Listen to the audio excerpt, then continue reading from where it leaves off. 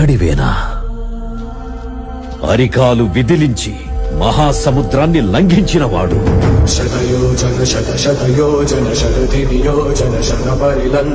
రాక్షస సైన్యాన్ని మట్టుబెట్టి రావణుడి సింహాసనాన్ని కంపించినవాడు.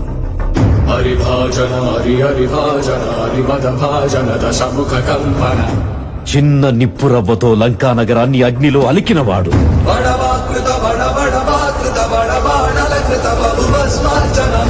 త్రేతాయుగంలో రాముడి నీడయ్యాడు.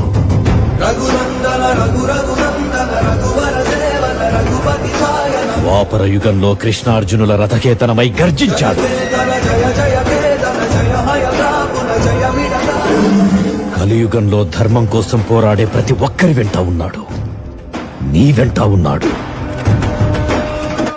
ధర్మ నిర్వహణ కోరిన దర్ప కూడా దుర్జయ సమమౌన